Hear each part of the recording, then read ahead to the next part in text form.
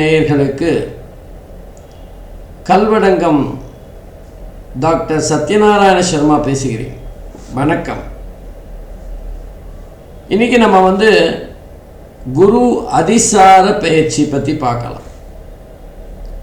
வழக்கமாக குரு பகவான் ஒரு ராசியில் 12 மாதம் சஞ்சாரம் செய்வார். இப்போ மிதுன ராசியில் சஞ்சாரம் செஞ்சுட்டுருக்கார். ஆனால் திடீர்னு அக்டோபர் 18 தன்னுடைய சஞ்சாரத்தில் வேகத்தை கூட்டுகிறார். அதிசாரமாக வேகமாக மிதுன ராசியில் சஞ்சாரம் செய்ய வேண்டிய குரு பகவான் கடக ராசி வரைக்கும் வேகமாக போயிடுறார். டிசம்பர் மாதம் 3ஆம் தேதி வரைக்கும் அந்த வேகம் அப்படியே அதிசாரமாக சாதாரணமாக போகிற வேகத்தை விட கொஞ்சம் அதிகமான வேகத்தோடு சென்று கடக ராசியை சஞ்சாரம் செய்கிறார். டிசம்பர் 3ஆம் தேதி திரும்பவும் தன்னுடைய பழைய நிலைக்கு வக்கர நிலையில் திரும்ப மிதுன ராசியை நோக்கி நகர்ந்து வருகிறார். இந்த 45 நாட்கள் குரு பகவானுடைய அந்த வேகமான சஞ்சாரம், அதற்கு பிறகு அந்த குரு பகவான் திரும்ப வருகின்ற போது வக்கர நிலையில் தருகின்ற பலன்கள், இதெல்லாம் எப்படி இருக்கும், ஒவ்வொரு ஜாதகத்துக்கும் மாறுபடும் அப்படிங்கிறது தான் நம்ம இப்போ பார்க்க போகிற பதிவு. 12 ராசிக்கும் தனித்தனியாக பார்க்க போகிறோம். பொதுவாக குரு பகவான் மிதுன ராசியிலேருந்து பார்க்குறப்போ குருவோட பார்வை கோடி நன்மையை தரும், எல்லா தோஷங்களையும் விளக்கும் அப்படின்னு சொல்லுவாங்க. அந்த வகையில் மிதுன ராசியிலேருந்து 5வது பார்வையாக துலாம் ராசியையும், 7வது பார்வையாக தனுசு ராசியையும், 9வது பார்வையாக கும்ப ராசியையும் பொதுவாக இந்த மிதுன ராசி சஞ்சாரத்தில் குரு பகவான் பார்ப்பார். ஆனால் இப்போ தான் அதிசாரமாக அவர் கடகராசிக்கு போயிடுறாரு. மிதுனத்திலேருந்து கடகராசிக்கு போகிறதுனால அந்த கடகராசியிலேருந்து 5வது இடமான விருச்சிகத்தை பார்க்குறார். 7வது ராசியான மகரத்தை பார்க்குறார். 9வது ராசியான மீனத்தை பார்க்குறார். அப்போ அந்த குருவோட பார்வை சற்று மாறுபடுகின்றது. குருவோட அந்த வேகமான அந்த நகர்வு அப்படிங்கிறது சற்று மாறுபட்ட பலன்களை தரும். இதுவரைக்கும் மிதுன ராசியிலேருந்து சஞ்சாரம் செய்து பலனை தந்து கொண்டிருந்த குரு பகவான் ஒரு 45 நாட்கள் கடகராசியிலேருந்து தன்னோட சஞ்சார பலன்களை தர இருக்கின்றார். இந்த மாறுதல்கள் எப்படிப்பட்ட பலனை 12 ராசிக்கும் தரும் அப்படிங்கிறதான் இப்போ நம்ம பார்க்க போகிறோம். வாங்க ஒவ்வொரு ராசியாக பார்க்கலாம். அன்பிற்கினிய கும்பராசி அன்பர்களே, இப்போ நம்ம குரு அதிசாரம் 2025 கும்பராசிக்கு எப்படிப்பட்ட பலன்களை தரப்போகிறது அப்படின்னு பார்க்கலாம். கும்பராசியை பொறுத்தவரை இதுவரைக்கும் 5வது வீட்டில் சஞ்சாரம் செய்து கொண்டிருந்த குரு பகவான் இப்போ 6வது வீட்டுக்கு வரப்போகிறார். பூர்வ புண்ணியஸ்தானத்திலேருந்து ருணருத்ர ரோகஸ்தானத்துக்கு வரப்போகிறார். பொதுவாக குருவை பொறுத்தவரை 3, 4 ஆகிய இடங்களை தவிர மற்ற இடங்கள் எல்லாமே நல்ல பலன்களாக இருக்கின்ற காரணத்தை பார்க்கலாம். அதைவிட மிக முக்கியமானது குருவோட பார்வை. இந்த குரு அதிசார பயிற்சியின் காரணமாக குருவோட பார்வை என்பது கும்பராசியை பொறுத்தவரை 2, 10, 12 ஆகிய இடங்களில் விழும். இது மிகச்சிறந்த ஒரு அமைப்பு அப்படின்னு சொல்லலாம். குறிப்பாக அந்த 2வது வீடு அப்படிங்கிறது தனஸ்தானம், குடும்பஸ்தானம், வாக்குஸ்தானம், அதே நேரத்தில் படிப்பு, தலை பற்றி சொல்லுகின்ற இடம், இதெல்லாம் பார்க்குறப்போ ஜாதகருக்கு அந்த 2வது வீடு சம்பந்தமான பிரச்சனைகள் ஏதாவது இருந்தால் இந்த காலகட்டத்தில் அதெல்லாம் சரியாயிடும். குருவோட பார்வை கிடைக்கிறதில்ல, எல்லா தோஷங்களும் சரியாயிடும். பண வருமானம் நிறையா இருக்கும், கையில் பணம் புரளுகின்ற ஒரு சூழ்நிலையை பார்க்கலாம். அதே மாதிரி தலையில் ஏதாவது பிரச்சனைகள் இருந்தால், தலைவலி ரொம்ப நாளாக இருக்குது, ஏன்னே தெரியல அப்படின்னா இந்த நேரத்தில் அதுக்கான சிகிச்சைகளை எடுத்துக்கலாம். இந்த 45 நாள் தலைவலி சரியாக போகும்னு சொல்லலை, இந்த நேரத்தில் அந்த தலை சம்பந்தமான பிரச்சனைகளுக்கு சிகிச்சை எடுத்துக்கொண்டால் மிக அற்புதமாக இருக்கும். அதே மாதிரி படிப்பு சம்மந்தமாக மேல்நாட்டுக்கு போய் படிக்கலான்னு இருக்கேன், வீட்டில் வேலைக்கு போகணுன்னு சொல்கிறாங்க, எனக்கு என்ன பண்ணுறதுனே தெரியல அப்படின்னா அந்த வெளிநாடு சென்று படிப்பதற்கான வாய்ப்புகள் இப்போ அந்த ஜாதகருக்கு ஏற்படும். கும்பராசியை பொறுத்தவரை பொதுவாக அவர்கள் தங்களுடைய ஏதாவது ஒரு துறையில் சிறப்பு வாய்ந்தவராக இருக்கின்றார் என்றால் அதில் மிக மிக மிக ரொம்ப கான்ஃபிடென்ட்டாக நம்பிக்கையாக இருப்பார். அது பற்றி யாராவது விமர்சனங்கள் செய்தால் அதை ஏற்றுக்கொள்ள மாட்டார், அந்த இடத்தை விட்டே போயிடுவார். அந்த மாதிரி கும்பராசி ரொம்ப சென்சிட்டிவான ராசி. அவர்கள் இந்த காலகட்டத்தில் மேல் படிப்புக்காக வெளிநாடு செல்வது, வேலைக்காக வெளிநாடு செல்வது இதெல்லாம் நடக்கும். அதே நேரத்தில் 2வது வீடு அப்படிங்கிறது குடும்பஸ்தானம். குடும்பம் சம்பந்தமான பிரச்சனைகள், குடும்பத்தில் ஏதாவது ஒரு குழப்பம், குடும்பத்தில் இப்படி பண்ணலாமா அப்படி பண்ணலாமான்னு இருந்த பல விஷயங்களை இந்த காலகட்டத்தில் சரி செஞ்சுக்கோங்க. இந்த நேரத்தில் நீங்கள் எடுக்கிற எல்லா முயற்சிகளும் குடும்பம் சார்ந்த விஷயங்கள் எல்லாமே வெற்றியாக முடியும், உங்களுக்கு நன்மையாக முடியும். குடும்பத்தில் இந்த சின்ன சின்ன பிரச்சனைகளை நிரந்தர தீர்வுகளை காணுகின்ற ஒரு நல்ல நேரம் இது. சில பேருக்கு திருமணம் நடைபெறுகின்ற காலகட்டமாக இருக்கலாம். அதே நேரத்தில் குழந்தை பிறப்பதற்காக நீண்ட காலமாக காத்து கொண்டிருக்கின்ற தம்பதிகளுக்கு அந்த வரப்பிரசாதம் கிடைக்கும். 10வது வீட்டையும் குரு பகவான் பார்க்குறார். 10 என்பது ஜீவனஸ்தானம். ஜீவனஸ்தானத்தை குரு பகவான் பார்க்கறதுனால வேலை விஷயமாக, வேலை மாற்றம் அல்லது வேலை கிடைக்கிறவங்க, வேலை தேடுறதுக்காக இருக்கிறவங்க, கவுன்சிலிங் போய் எனக்கு வேலை கிடைக்குமா அப்படின்னு சந்தேகத்தில் இருக்கிறவங்க எல்லாருக்குமே இந்த நேரத்தில் நல்ல செய்திகள் வரலாம். அலுவலகத்தில் ஏதாவது வேலை சம்பந்தமாக ப்ரமோஷன், பதவி உயர்வு, இல்லை மேலதிகாரியோட ஏதாவது வாக்குவாதம், அவரோட ஏற்பட்ட சண்டைகள் எல்லாமே இந்த நேரத்தில் உங்களுக்கு வெற்றியாக மாறும்.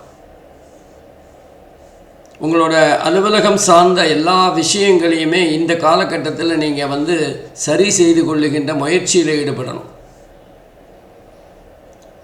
ஏன்னா உங்களுடைய இந்த நேர முயற்சியானது வெற்றியாக மாறும், உங்களுக்கு சாதகமாக மாறும்.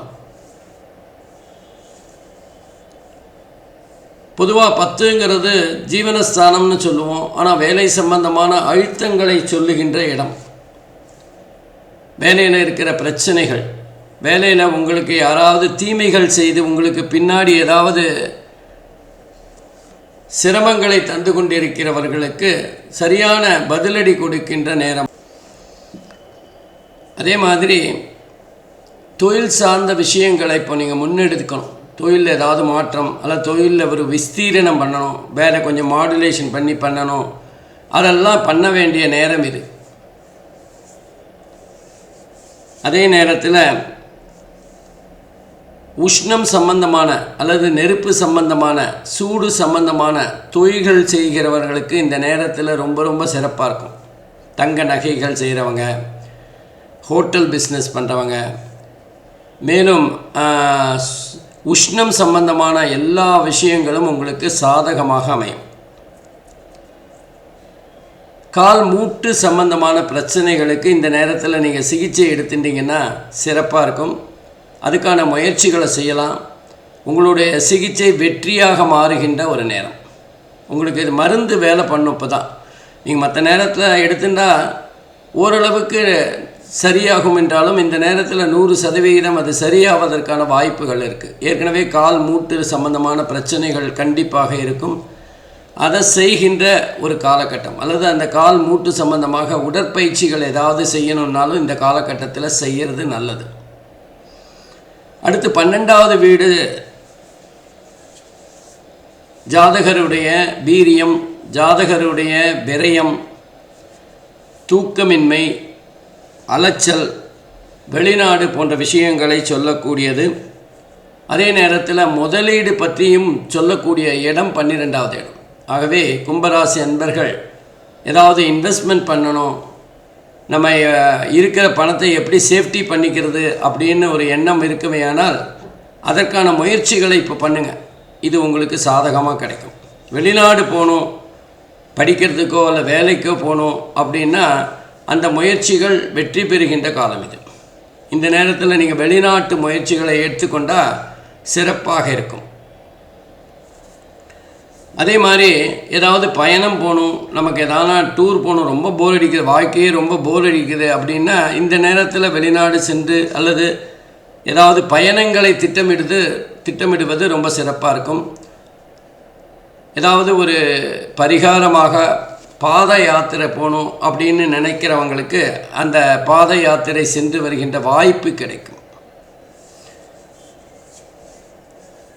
அதே மாதிரி பாஸ்போர்ட் சம்பந்தமான விஷயங்கள் வெற்றிகரமாக மாறுகின்ற காலகட்டம். உங்கள் கால் பாதத்தில் ஏதாவது பிரச்சனைகள் இருக்கும் என்றால் அதற்கான சரியான சிகிச்சை செய்ய வேண்டிய நேரம் இது. கும்பராசியை பொறுத்தவரை குரு பகவானோட இந்த அதிசார பயிற்சி அப்படிங்கிறது ஓரளவுக்கு நன்மைகளை தருகின்ற வாய்ப்பாகத்தான் இருக்கும்.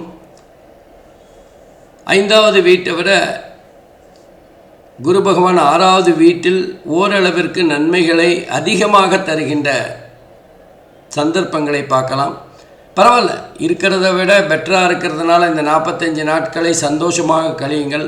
நன்றி, வணக்கம். அன்பிற்கினிய மீன ராசி அன்பர்களே, உங்களுடைய குரு அதிசார பயிற்சி பலன்கள் எப்படி இருக்குது அப்படின்னு பார்க்கலாம். அக்டோபர் 18ஆம் தேதியிலிருந்து டிசம்பர் 3ஆம் தேதி வரை குரு அதிசாரமாக மிதுன ராசியிலேருந்து கடகராசிக்கு போய் திரும்ப மிதுன ராசிக்கே வரப்போகிறார். இதில் 23 நாட்கள் அதிசாரமாகவும் 22 நாட்கள் வக்ர நிலையிலும் பலன் தருவார். அதிசாரமாக சஞ்சாரம் செய்கின்ற அந்த நாட்கள் மீன ராசியை பொறுத்தவரை எப்படி இருக்கும் அப்படின்னு தான் இப்போ பார்க்க போகிறோம். மீனராசியை பொறுத்தவரை இதுவரை 4வது வீட்டில் குரு பகவான் சஞ்சாரம் செய்து கொண்டிருந்தார். இப்போது 5வது வீட்டில் சஞ்சாரம் செய்ய போகிறார். அந்த 5வது வீட்டு சஞ்சாரம் என்பது மிக அற்புதமான பலன்களை தரக்கூடியது. அதுவும் குறிப்பாக 4வது வீட்டை விட 5வது வீடு குரு பகவானுக்கு சிறப்பான இருப்பிடமாக பார்க்கலாம். பூர்வ புண்ணியஸ்தானம் சம்பந்தமாக, பூர்வீக சொத்து சம்பந்தமான பல பிரச்சனைகளை இந்த நேரத்தில் நீங்கள் வெற்றிகரமாக செயல்படுத்த போறீங்க. அதே நேரத்தில் ரொம்ப நாளாக நமக்கு திருமணத்துக்காக காத்திருக்கோம் அப்படிங்கிறவங்களுக்கு திருமணமாகக்கூடிய காலகட்டம் இது. 30 வயசு ஆச்சு, ரொம்ப ஜாதகம் பார்த்தாச்சு, சரியாக ஒன்றுமே அமைய மாட்டேங்கிறது. நமக்கு பிடிச்சா அவங்களுக்கு பிடிக்கல, அவங்களுக்கு பிடிச்சா ஜாதகம் சேரலை, ஜாதகம் சேர்ந்தால் அப்பா அம்மாவுக்கு பிடிக்கல, எல்லாருக்கும் பிடிச்சா சம்பளம் சரியில்லை. இந்த மாதிரி பல குளறுபடிகளுக்கு விடிவு காலம் பிறக்கும். திருமணம் கைகூடி வருகின்ற அந்த சுப நிகழ்ச்சி மங்கள ஓசை கேட்கின்ற நாள் வெகு விரைவில் ஏற்படும். அதற்கான தீவிர முயற்சிகளை இந்த குரு அதிசார காலகட்டத்தில் நம்ம எடுக்கணும். அதே நேரத்தில் குருவோட பார்வை அப்படிங்கிறது கடகராசியிலேருந்து 5வது பார்வையாக 9வது வீடு, 11வது வீடு மற்றும் 1வது வீட்டை பார்க்குறார். மீன ராசியை பார்க்குறார், விருச்சிக ராசியை பார்க்குறார், மகர ராசியை பார்க்குறார்.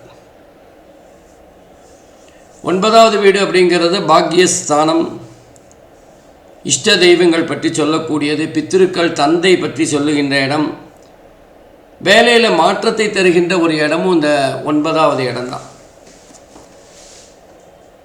அதனால் இந்த காலகட்டத்தில் ஜாதகர் வேலைக்கான மாற்றத்துக்கு தேவையான முயற்சிகளை பண்ணணும். இல்லை நம்ம இருக்கிற வேலை நல்லா இருந்ததுன்னா பதவி உயர்வுக்கான முயற்சிகளை பண்ணணும். வேலை சம்பந்தமான சில மாற்றங்கள் ஏற்படக்கூடிய காலகட்டம், அல்லது வேலைக்கான சில முயற்சிகளை வெற்றிகரமாக முடிக்கின்ற காலம்னு எடுத்துக்கலாம். நிறைய பேர் நமக்கு வேலையில் படித்த படிப்புக்கும் பார்க்குற வேலைக்கும் சம்மந்தமே இல்லையேன்னு நினைக்கிறவங்களுக்கு தங்களுக்கு பிடித்தமான படித்த படிப்புக்கு ஏற்ற வேலைகளை தேடுகின்ற காலமாகவும் இருக்குது. உங்களுடைய தொழில் வேலை மாற்றத்திற்கு நல்ல உகந்த நேரம்.